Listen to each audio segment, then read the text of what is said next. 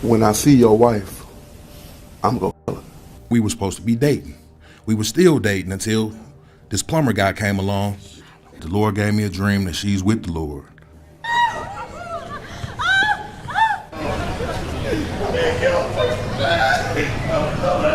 What's really disturbing is that there was a 4-year-old child in the house and a 14-year-old, and to find your mom, to hear the gun and come out into a room and see your mom laying there bleeding, my heart goes out to them and to the family. This is Latrice Morris Dorsey, a 42-year-old mother of 2 from Detroit, who would be brutally shot dead moments after allowing a plumber into their house.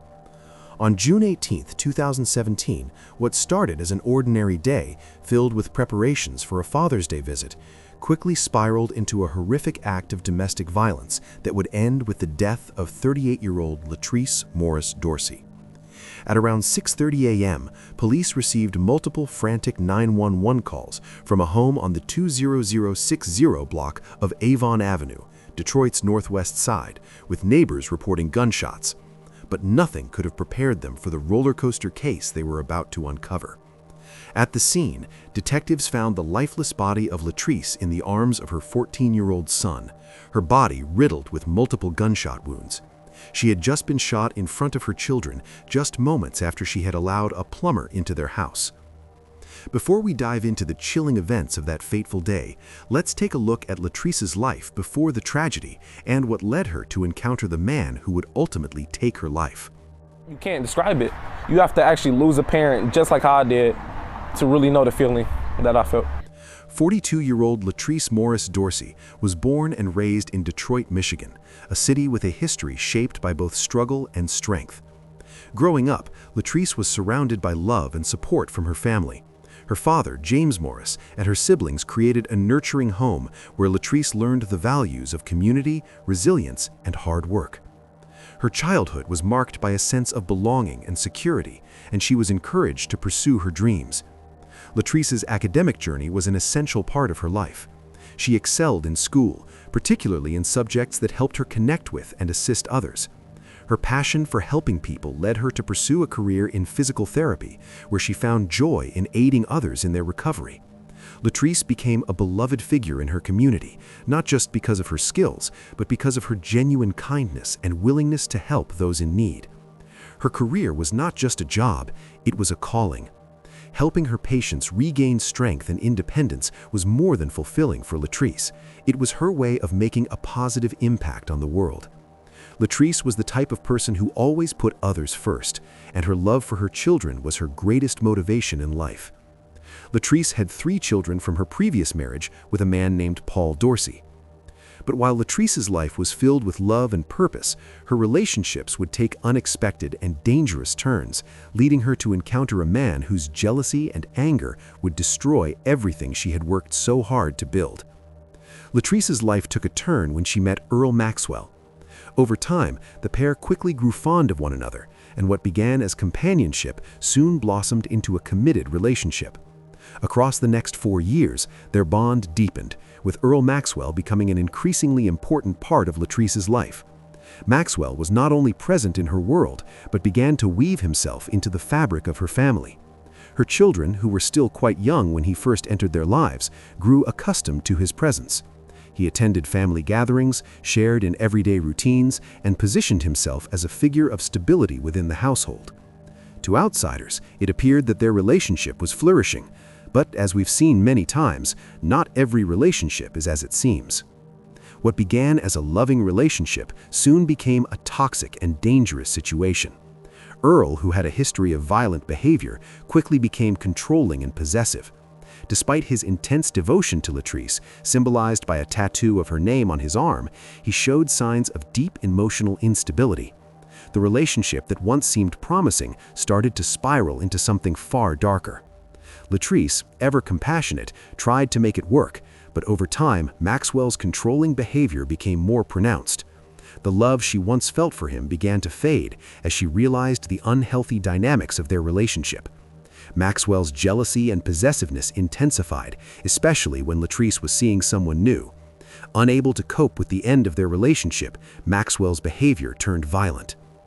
Despite Latrice's efforts to cut off contact, Maxwell became increasingly desperate. He began calling her estranged husband, Paul Dorsey, making threats and expressing his rage over her decision to move on. These threats escalated, and it was clear that Maxwell's anger was not just a passing emotion, but a growing obsession.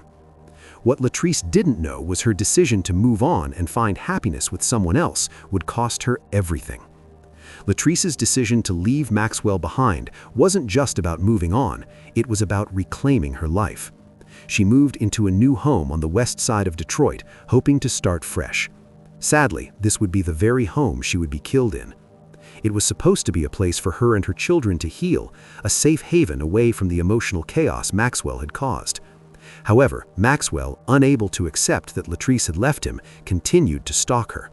He showed up at her new home, uninvited, desperate to reconcile.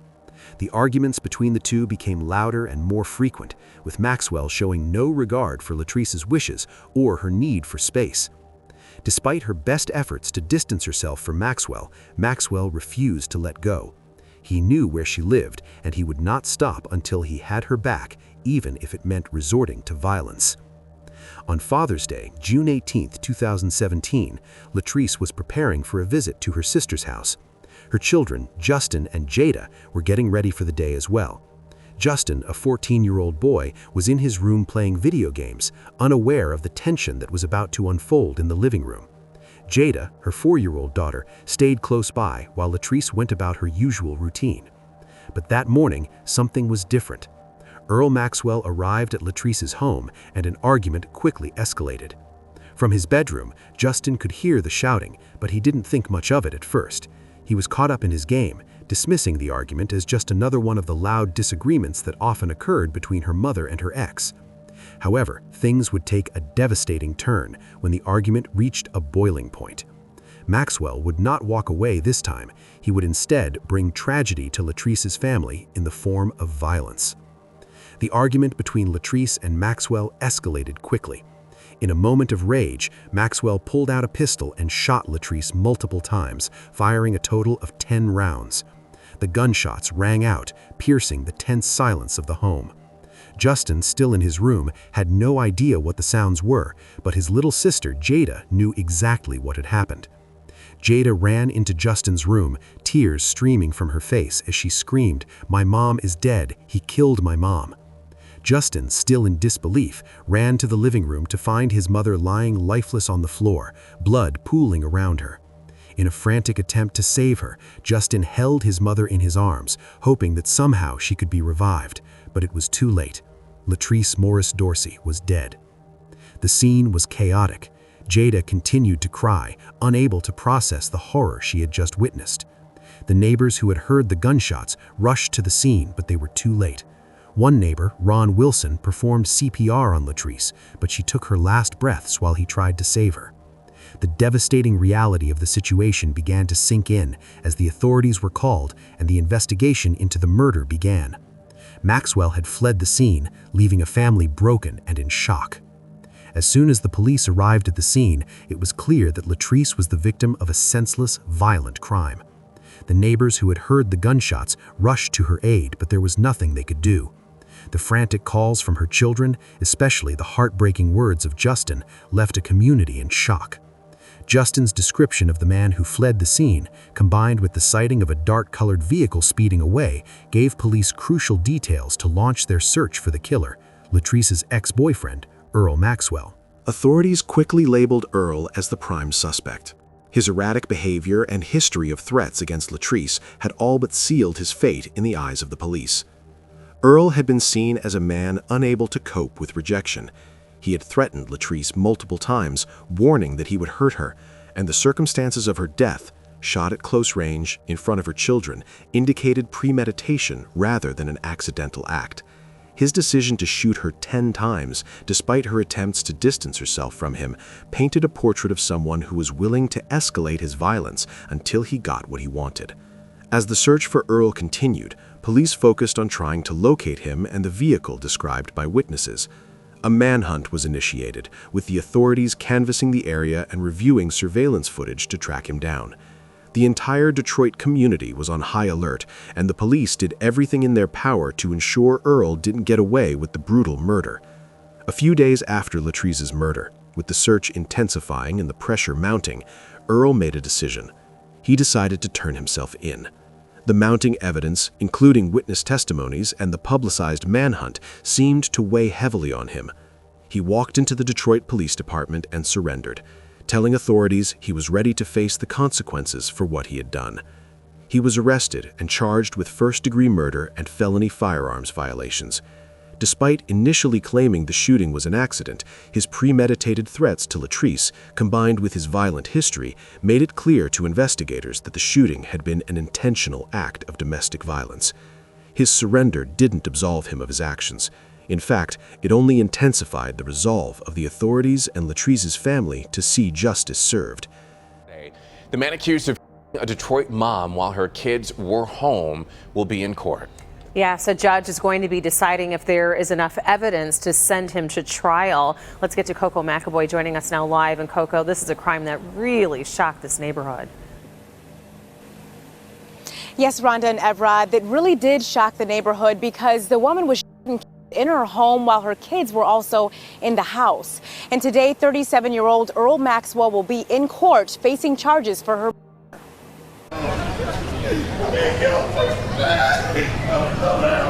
It's been 4 months since the death of a Detroit mother in her own home.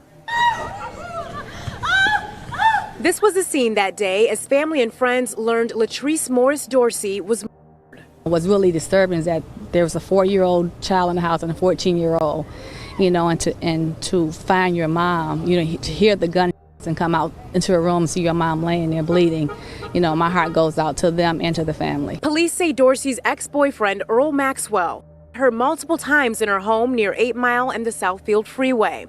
Dorsey's teenager heard arguing followed by gunshots, and neighbors recalled what happened next. He just said, help, that's, my mama's been, my mama gonna, I don't know if he didn't my mama, I don't know what's going on. Neighbor Ron Wilson tried reviving Dorsey that day. I gave her CPR and, I noticed the bullet wounds.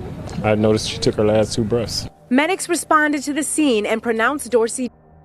Police say Maxwell turned himself in to the Detroit Police Department a couple of days later in connection to the shooting. Now he will be in court today as more facts are presented in the tragic case. And Maxwell will be in court today in Detroit at 12:30. We'll, of course, let you know what happens. Reporting live this morning, I'm Coco McAvoy, Local 4 News Today.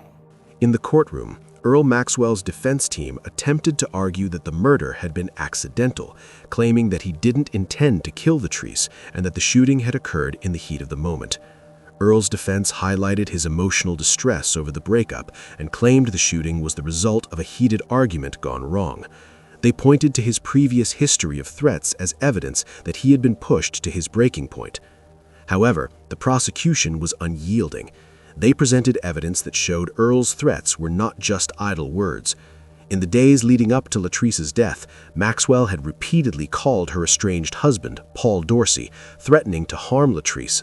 Here's a look at what's happening today. A will be sentenced for gunning down a Detroit mother of 2 almost a year ago. And as Nick Monticelli shows us, the left a family and a community in shock. Good morning to you. If you remember this case, this was just a brutal day when all this happened and continued to be for the family for weeks and months after the fact.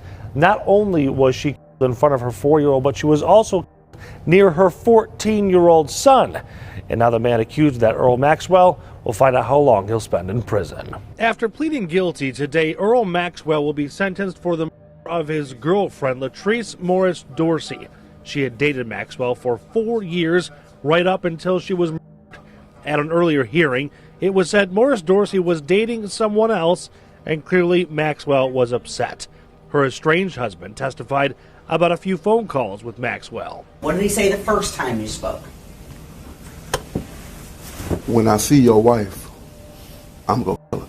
The second time he called, he reiterated that he was going to hurt her. That was 2 weeks before this on Avon. She was shot several times in front of her 4-year-old daughter.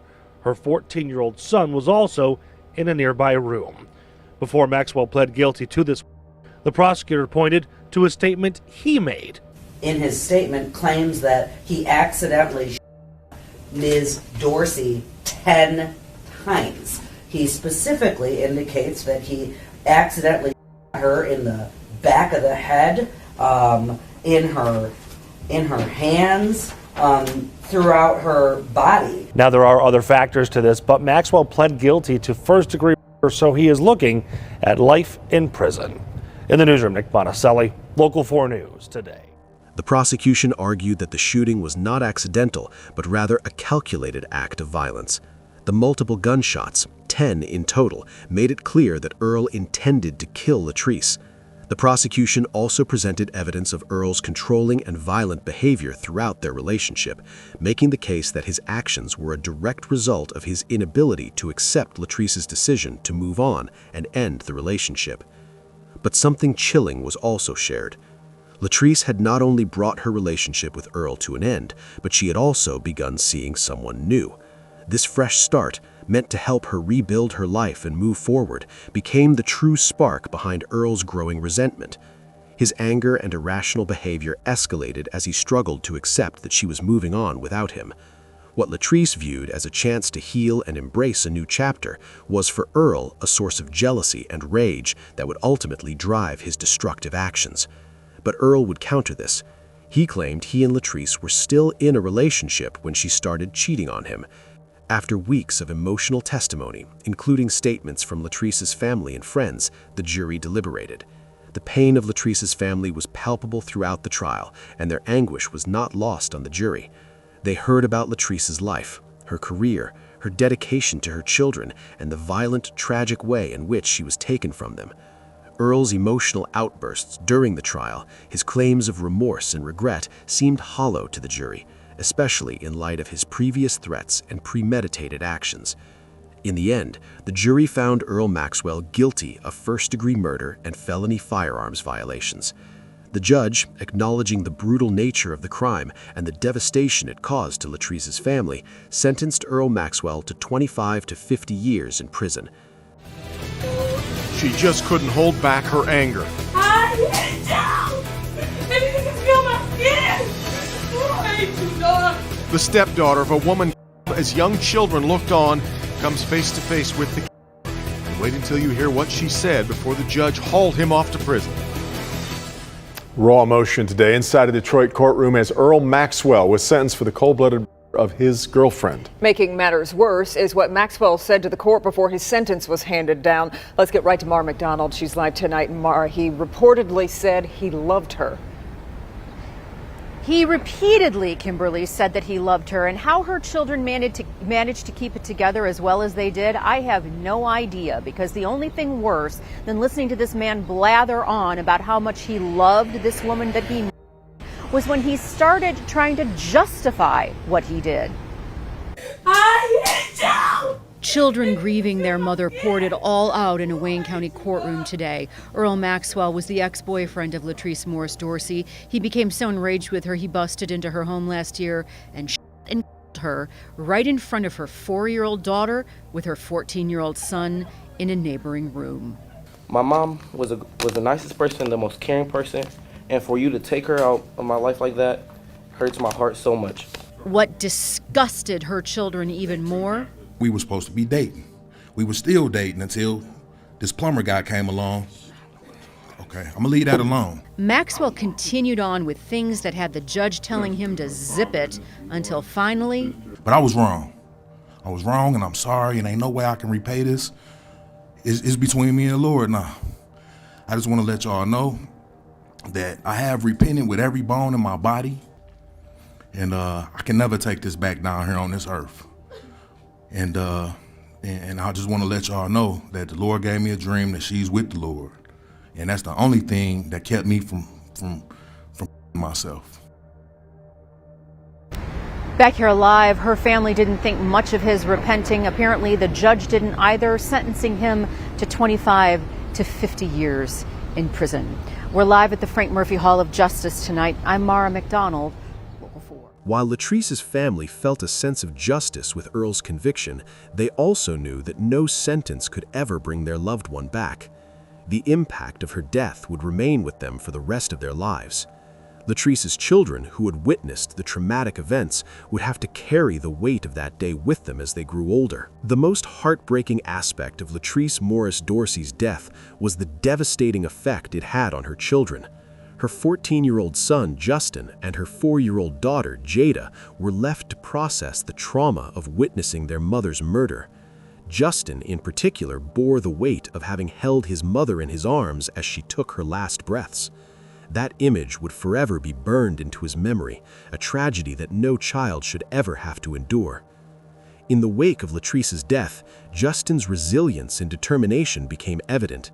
Despite the overwhelming grief and emotional toll, he made a conscious decision to not let the tragedy define him. He had gone on to graduate from high school with a 4.0 GPA. In an interview, Justin said, "To achieve what I really wanted, to be a football player, to go to school, I had to stop all that and actually get right. I had to, because if I didn't, I wouldn't have what I want right now." Justin's dedication paid off. He excelled in his studies and eventually earned a football scholarship to Ferris State University. His journey became a testament to the strength Latrice had instilled in him and his ability to overcome unimaginable adversity. His mother's sacrifice and love for her children propelled him forward, even though she couldn't be there to see him reach his goals. Yes, a coward took his mother's life, but during his sentencing, 14-year-old at the time, Justin Dorsey, stood up in court and promised he would succeed like his mom wanted him to. He kept his promise. I'm really happy. I'm happy it's over with.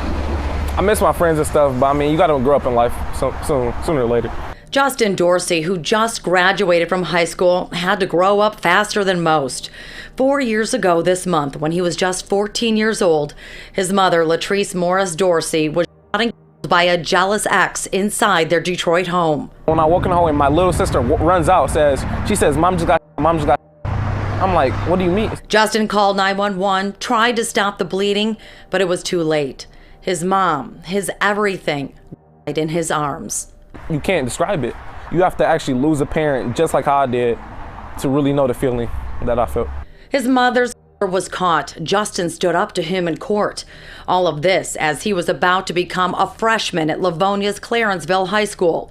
Justin admits he struggled at first. To achieve what I really wanted, to be a football player, to go to school, I had to stop all that and actually get right. I had to, because if I didn't, I wouldn't have what I want right now. Justin worked hard, getting a 4.0, going to the gym 6 times a week, and taking his aggression out on the field. That hard work paying off. Ferris State University offering Justin a scholarship to play football, where he also plans to follow in his mother's footsteps, majoring in physical therapy. Jada, though young and too small to fully understand the depth of her loss, would grow up with the trauma of that day, but she too would find a path toward healing. The impact of growing up without their mother, knowing she was murdered in such a violent manner, would shape both children in profound ways. Yet their strength, carrying on their mother's legacy of love and resilience, was something their family would hold on to for years to come. But Latrice's children were not the only ones affected by her tragic death. The entire community of Detroit, especially those who knew Latrice and her family, would forever be impacted by the events of that day. Her story became a rallying cry for those fighting against domestic violence, and the need for awareness and intervention grew stronger. In the wake of Latrice's murder, her family, friends, and community members came together to support Latrice and to keep Latrice's memory alive. The tragedy highlighted the need for stronger protections for victims of domestic violence, especially those who, like Latrice, had already taken steps to break free from an abusive relationship. Latrice's case shed light on the signs of escalating violence, the need for intervention, and the importance of listening to the warnings of victims like Latrice who had voiced their concerns. Earl's repeated threats to Latrice, his inability to let go of their relationship, and his escalating anger should have been warning signs that a tragedy like this was inevitable. Yet, despite these red flags, Latrice's family and friends had no way of knowing that her decision to move on from an abusive partner would end so violently. Latrice's story led to conversations within the community and beyond about the importance of providing better support for victims of domestic violence. Local organizations and advocates began pushing for more resources for those trying to escape toxic, abusive relationships, resources like legal help, shelters, counseling, and more. As Latrice's family continues to fight for change, her story raises tough questions. How can we prevent domestic violence before it leads to murder? What can society do to better protect those at risk and support victims in need? Latrice's death is a painful reminder that domestic violence doesn't always present obvious signs. For many, it's a slow escalation of control, manipulation, and threats.